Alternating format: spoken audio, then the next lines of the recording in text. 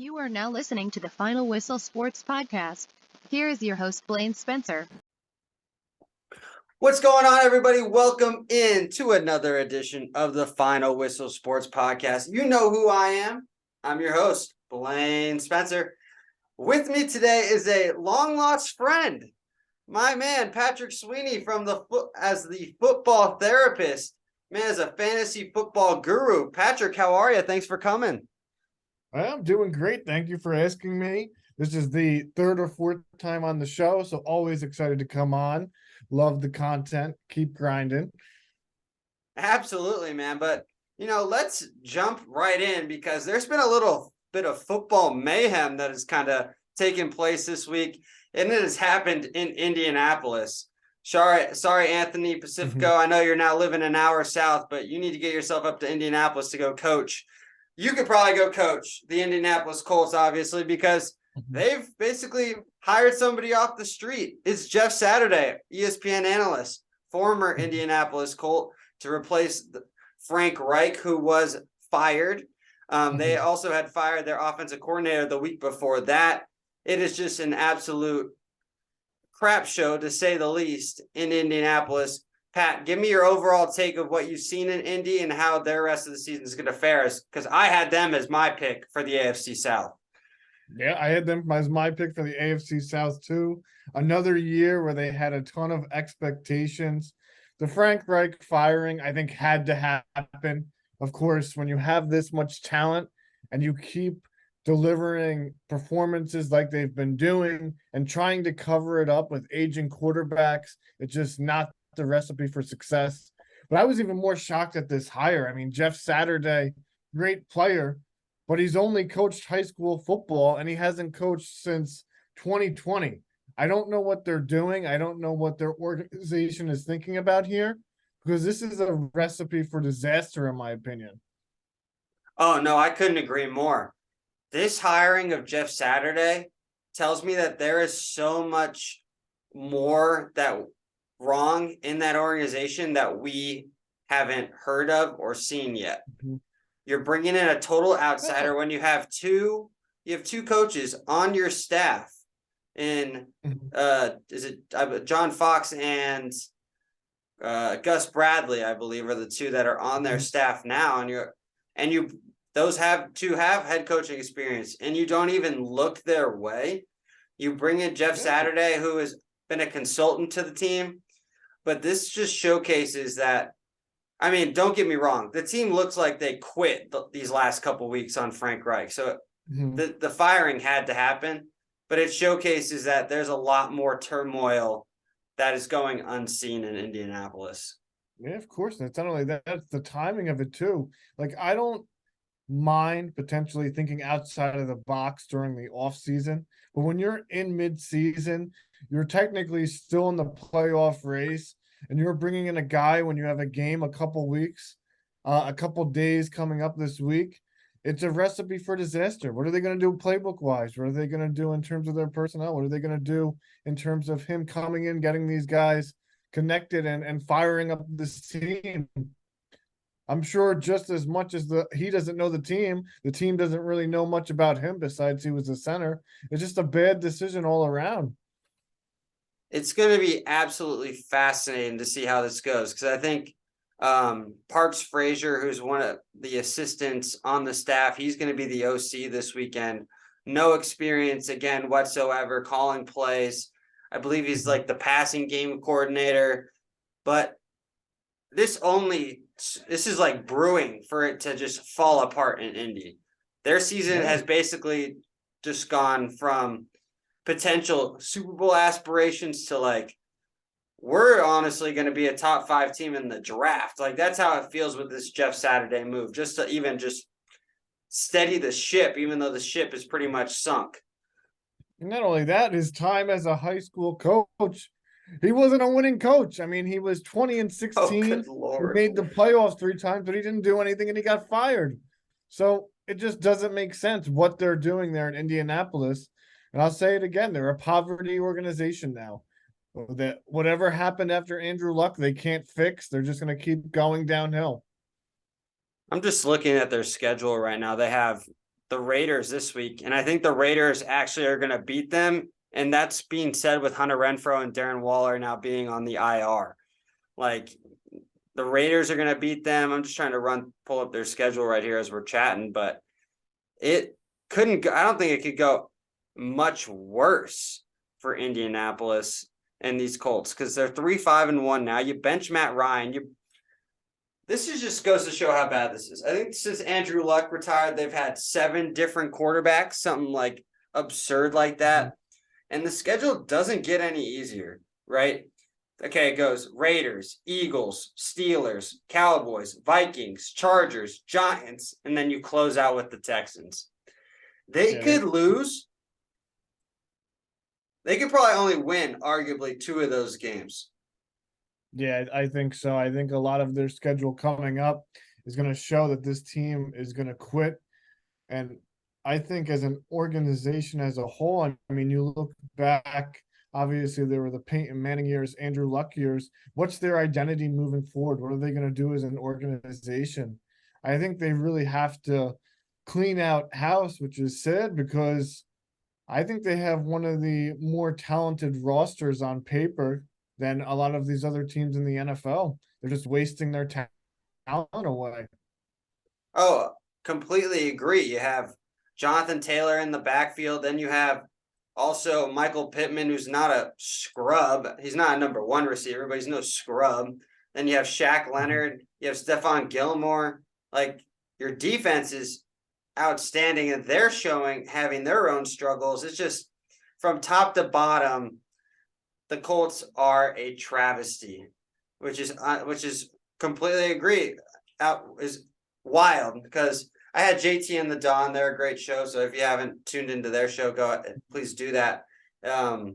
We had a bet when they came on my show, was what was more likely, the Jacksonville Jaguars winning the division or the Colts going to the Super Bowl.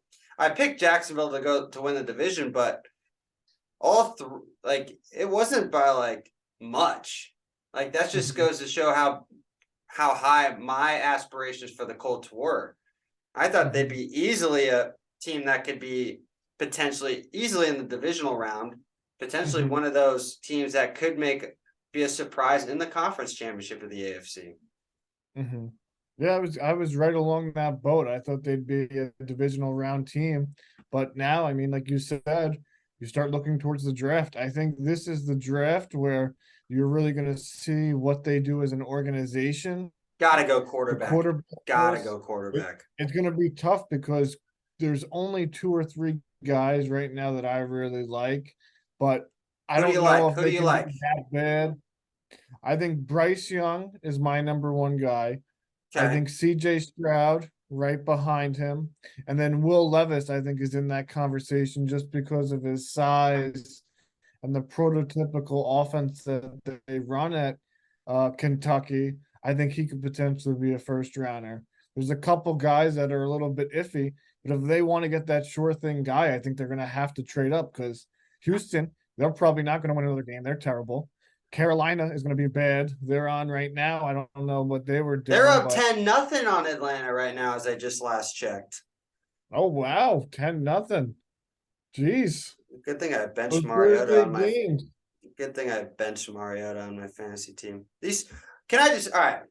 We're going to get a bit off topic before we get back on topic. How bad are these Thursday night football games? They have been absolutely atrocious this year. It hasn't been fun to watch. There's been numerous games where there were no touchdowns. I think the announcers, Al Michaels and Street, they really haven't done much to add to the game. They've actually been turning on some of the games, saying how terrible they are. That's when you know, as someone watching it, when the announcers turn on the game, it's just not fun. So I don't know what they're going to do, but yeah, it's been a brutal stretch of games, especially on these Thursday night football games. I just feel bad for Amazon. How dumb do you actually look, spending all that money to buy Thursday night and get these 2 thoroughbreds as announcers to be calling your games, and you guys are just bringing out duds based off of the NFL schedule. But I think that was surprising. All right, Pat, you're the fantasy guru here.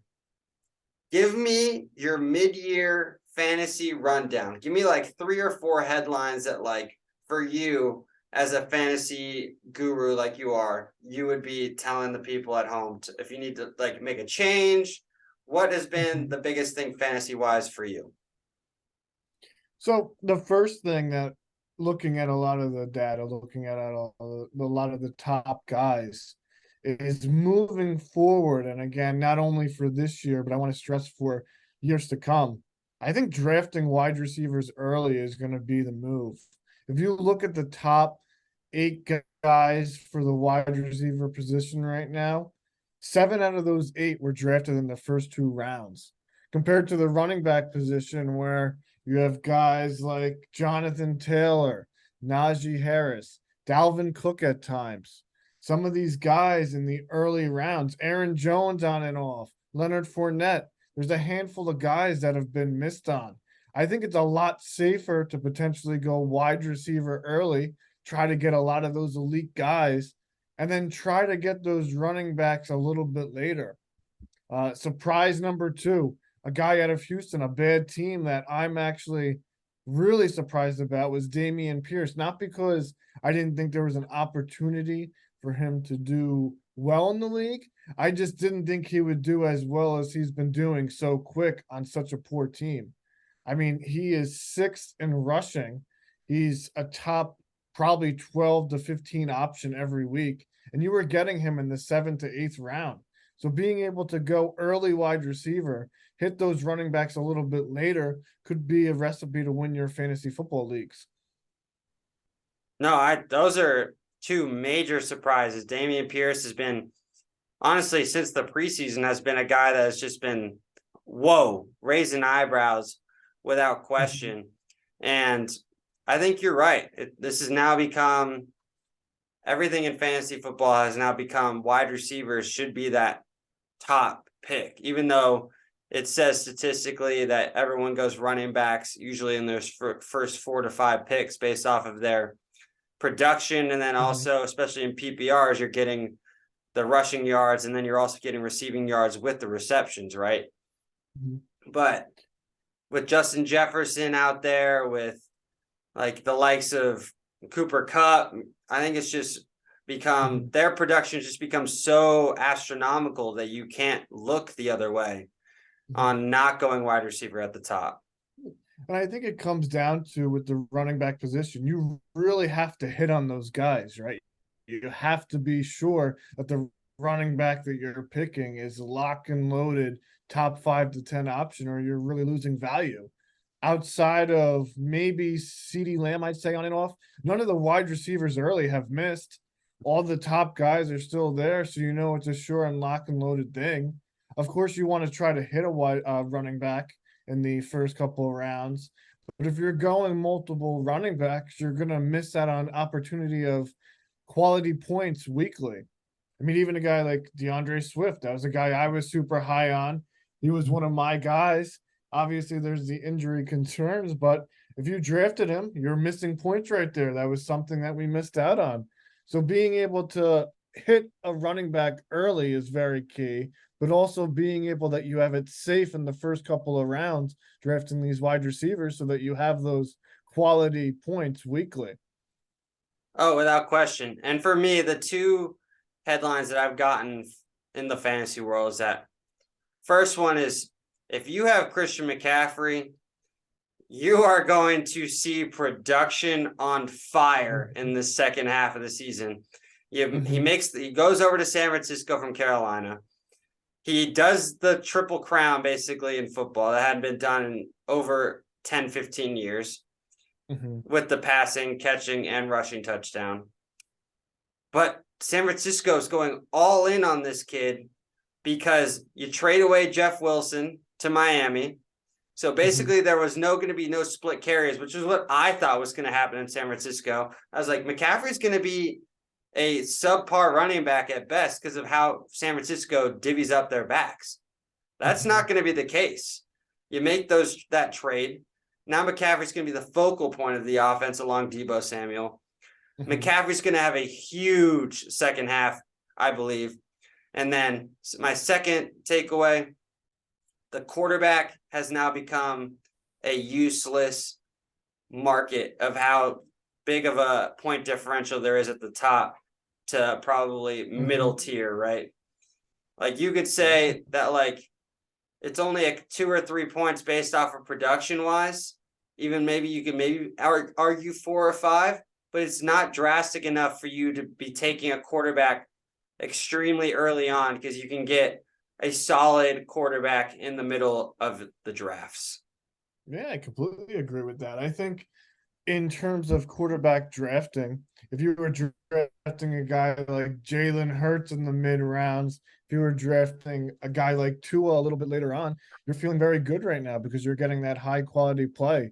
Of course, with the quarterback position, it's always important to wait a little bit because you don't want to waste picks on a quarterback when you need those running back and wide receivers. But as you just identified, the spread between players, it isn't really that big of a gap. It's really becoming smaller and smaller as we get more elite young quarterbacks into the league. And I think to piggyback off that point, one of the things that I found interesting in looking at the leaders is you want to start thinking about youth. You want to start avoiding those older guys. I mean, Aaron Rodgers, Tom Brady, Russell Wilson, even some of these older vets have pretty much crapped the bed. So being able to try to go youth at the position may be the move if you can hit on some of these guys. Even a guy like Justin Fields, obviously he's young. He has that rushing upside, the mobility. Mobility is key in the position. It's almost a necessity now in order to have good fantasy football play. Oh, no, I feel like the quarterback position has now become, you're looking for a quarterback that is dual threat if you truly want to have a substantial focal point fantasy-wise, right? With Fields, with Allen, with Hurts, Lamar.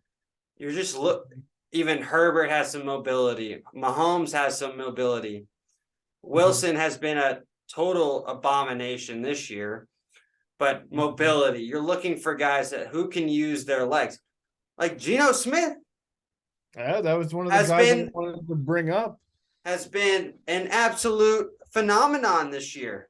Like, and I know that honestly transitions us to probably our final topic that we were going to talk about was like, who have been your biggest surprises and disappointments from teams or players? Like, I think we can both say that biggest surprise as a player and even as a team is Geno Smith and how the Seattle Seahawks have played this year. Yeah, that was my number one player, especially from the fantasy side. In 7 out of 9 games, he's had 18 or more fantasy points.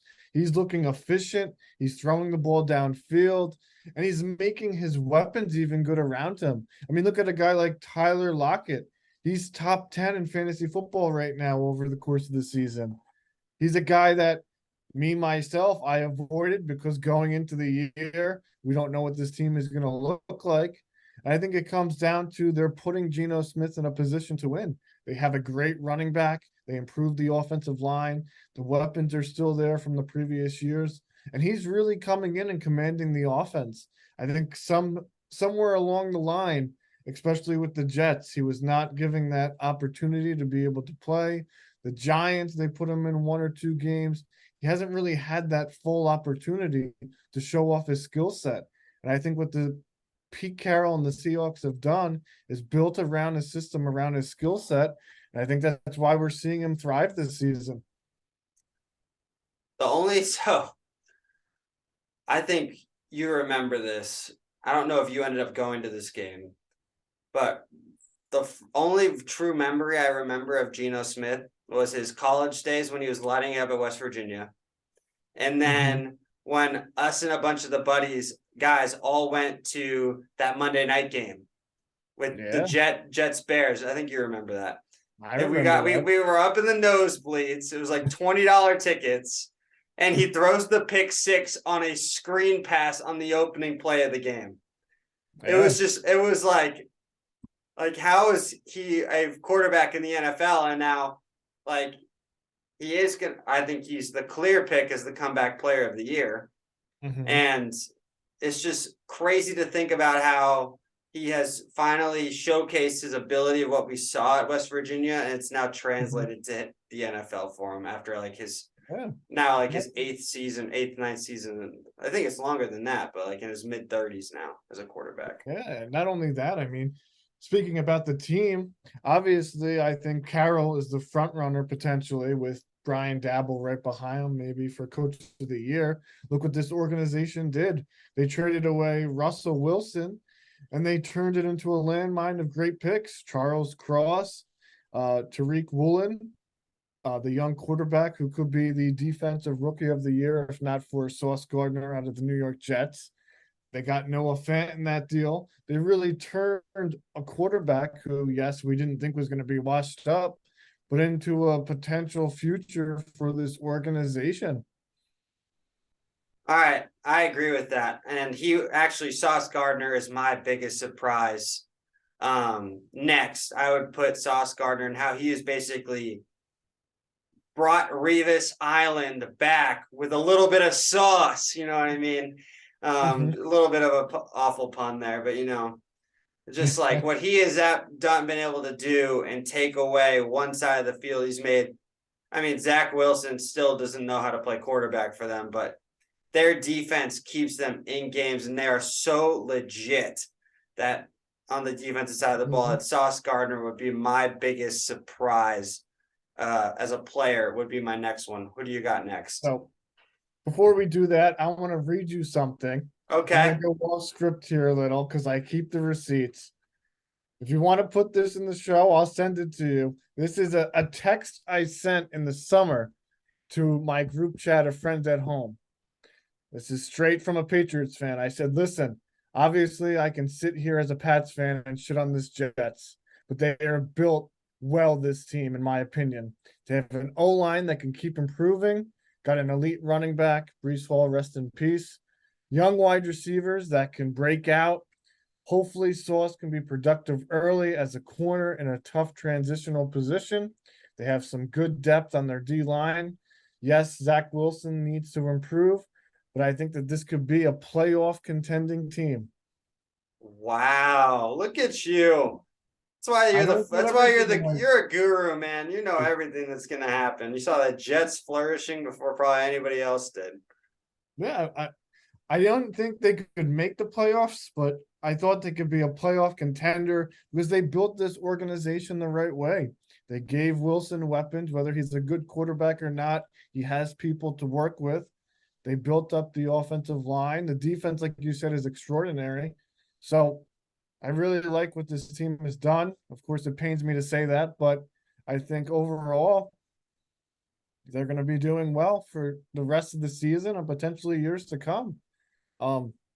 Another guy in the division who I'm actually very surprised with, and again, I thought that he could make that leap. I didn't know how big of a leap he could make, but I knew that they put the weapons around him. What about Tua? I mean, he's looking phenomenal. I did not think that he could look this good. He's first in yards per attempt, so it's not just him throwing it short to these wide receivers. He's actually pushing the ball downfield. In terms of accuracy, this is based off player profile. I used a lot of their stats. First in deep ball accuracy. So while, yes, maybe he's still underthrowing Tyreek Hill at times, based on what they say, he's been the most accurate downfield quarterback. Second in deep ball completion percentage. So all these stats are painting a picture that he's actually pushing the field downfield. And while, yes, obviously having Tyreek Hill helps a lot, he could potentially become that elite passer that a lot of people thought he could be coming into the league right between our eyes. The one thing that we finally started to see in Tua is that he's finally using his eyes like how he did in college. Mm-hmm. And now you're starting to see the players that he had around him almost be verbatim to what he had at Alabama, right? Mm-hmm. And Tyreek Hill and Jalen Waddle, you can make the argument that they're the best 1-2 punch at receiver in the NFL. I think they're easily top 3, but like you can make the argument like those two are absolute studs. And what Coach Mike McDaniel's doing in his first year is fascinating. Able to put in a brand new offensive scheme for this team, and they're clicking on all cylinders. And when Tua plays, they win games. If Tua finishes a game, they are winning football games. So that's a huge proponent there that he's now rising his stock from what people were comparing him to Justin Herbert. Herbert was the better pick. He's been showing you up, and now Tua, you can make the argument, is flipping that script right on Justin Herbert's head with how the Chargers and Dolphins are both playing. But I agree with that. That is a great one with how Tua has been so far. All right, my last one's going to be a team this time, and it's going to be the Minnesota Vikings. Why? As much it pains me to say this, is that because I despise Kirk Cousins with a passion as a Washington fan. But no surprise, as soon as you leave Washington, you learn how to play football for some reason. You can't do it in Washington. It's just not physically and mentally capable, impossible. They are winning the close games that they couldn't win last year. They're figuring out how to close out football games, and they beat Washington this past weekend. So right on cue in the revenge game. Honestly, no offense to Kurt, don't ever do this ever again. Like that was. Oh no, you like that? Gave me something to like. But what Minnesota's doing, and they can go pound for pound and toe to toe against every team on the offensive side of the ball with the weapons that they've got in Thielen, Irv Smith, Dalvin Cook, Madison, Justin Jefferson, and you just keep Kirk Cousins at a place where you can be successful. Their only loss is against Philly. So you got to start raising eyebrows and how bad the NFC North is. It's pretty much become a runaway for the Minnesota Vikings. They've been a true surprise and very successful. I thought they'd be a fringe playoff team. I didn't think they were going to be this good. Yeah, I thought the same thing. I was a little bit higher on them. I really like the coach O'Connell coming over from the Rams. I think he's put in a winning system for Kirk. I think he's looking better, like you said, than ever before. I definitely think their defense has improved too. I was looking at some statistics for them where over the last couple of games, they've improved in all areas. I do think that their schedule has been a little bit lighter. Like you said, the Eagles played. They didn't look good that Monday night game. That was a game that I watched in full that I thought would be really close, but obviously the Eagles blew them out that game, I believe. It was like 26-7. But they definitely have been one of the better surprises. And if they keep improving with Hawkinson there now, that offense is going to be even more dangerous. Maybe they could be a Super Bowl contender. Maybe they could be that second team in the NFC to potentially make some noise. Absolutely. All right, Pat, let's do our biggest disappointments. Let's do 2 disappointments. So for me, it has to be a team that you touched on earlier that has a little bit of injury difficulties, Las Vegas Raiders. They trade for the Davante Adams. They bring in my guy, McDaniels. It's looking all good. This is a team that I actually had going to the AFC divisional round. I thought that they could be a juggernaut offense. It hasn't looked good. It hasn't looked good at all. Not last week, but the week before. I know they got blew out by the Saints. They're 2-6. The offense really hasn't clicked well. Davante Adams, he kind of has a big game, then he's not even in the picture. I don't know what they're doing to try to incorporate them. The defense has looked okay at times, but not enough to overcome some of the offensive woes. And listen, Raiders, if you want to fire McDaniels, please do so. I'd welcome him back with open arms at New England. He's a great offensive coordinator, but he's a shitty coach. All right, my first one is kind of a tandem, and that's going to be the Green Bay Packers and Aaron Rodgers. They absolutely suck. And if you thought they were hitting rock bottom after losing to my Washington Commanders, what do? You go up and put 9 points on Detroit, and you lose that one against the Detroit Lions, who have figured out every possible way to lose football games this year. And Aaron Rodgers, like, you're playing down to the competition of the players that you have around you. That's usually not your style. I know Davante's not there, That's probably has a little bit to do with it, but you're supposed to be a force multiplier, and now you're actually being a huge deficiency on your squad. The Green Bay Packers, it's a wrap. They're not even going to be a playoff team this year because the season only you have to play the top teams in both conferences. So it's only going to get harder for them.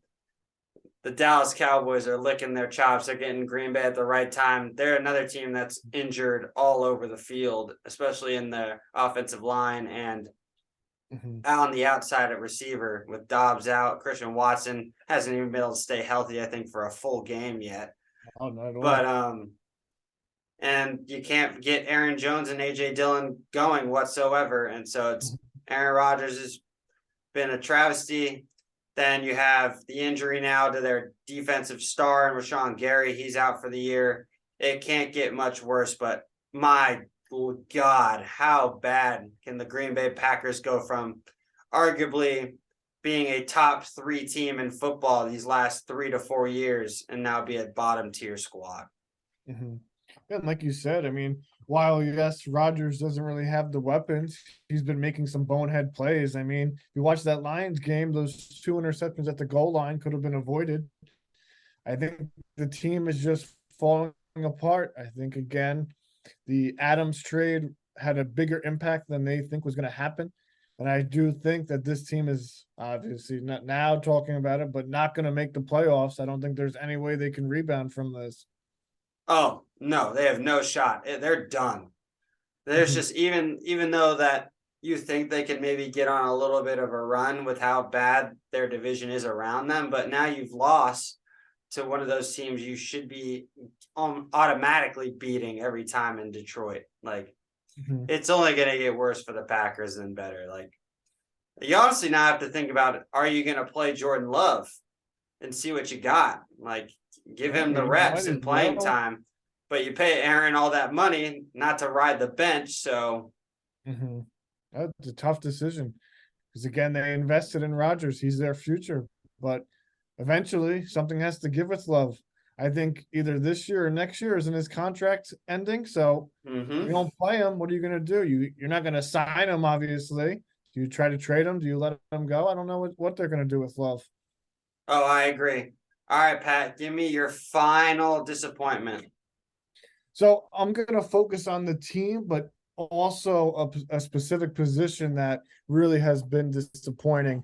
That's the LA Rams, not only as a team, because they have looked really bad on offense, but I don't know what's going on with their running back group. I mean, sure, the offensive line has had their problems, but Cam Akers was supposed to be traded. Maybe he doesn't like the organization. I don't know. Obviously, he was coming back from the Achilles injury, but he didn't look good.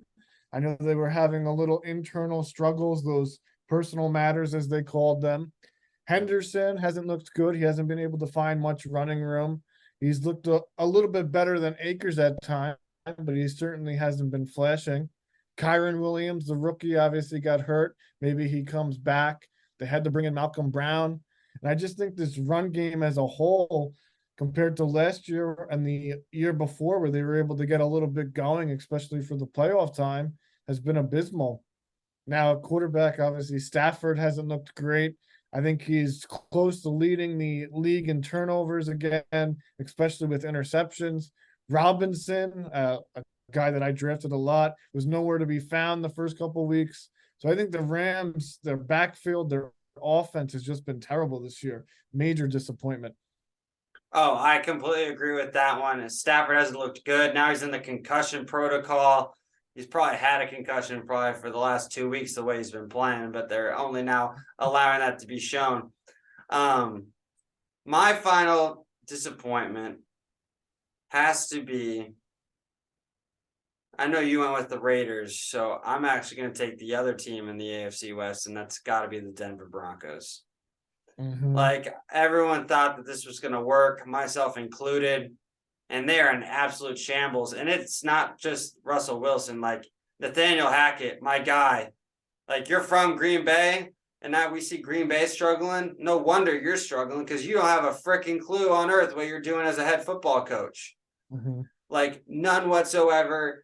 Contradicting yourself during the game and then post game and then midweek you're making a different statement. Like, get on the same page, dude. And then you have so many players all over, and then you have to trade away Bradley Chubb because your season's over. You have all the pieces around you on that squad, and Wilson has been able to unable to figure it out whatsoever. Like, then you have Melvin Gordon. I mean, Javonte Williams gets hurt. Like, then you have Jerry Jeudy, KJ Hamler, Cortland Sutton. It's not like you have bums.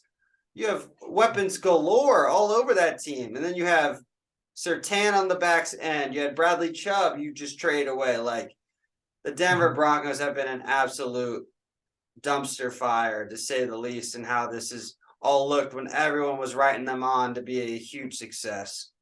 And you can make the argument the AFC West has been the entire division's been a shell of itself. The Chargers, you don't know what you're going to get on a week-to-week basis. Other than the Chiefs, they're the only true consistent team there. No, of course. And I think the big thing that surprised me, because the Broncos and the Raiders were two that I was going back and forth for my disappointment. Looking at the Broncos and Russell Wilson, the Broncos are actually third in protection rate based on player profile. So the offensive line is holding up. He's just literally shitting the bed out there. And I do think, like you said, they have the weapons. I mean, Sutton, Jeudy are two quality receivers. They have a rookie tight end in Dolchik who's coming on strong. The running backs on and off, obviously Williams sadly got hurt. Was one of my guys. Hate to see it. But this team had a lot of talent on paper. They just couldn't put it together. No, and they are the definition of, like, what the literal F are you guys doing on the football field? Like, you're all pouting out there. You're all pointing fingers. Jalen Ramsey, who also was doing that for the Rams.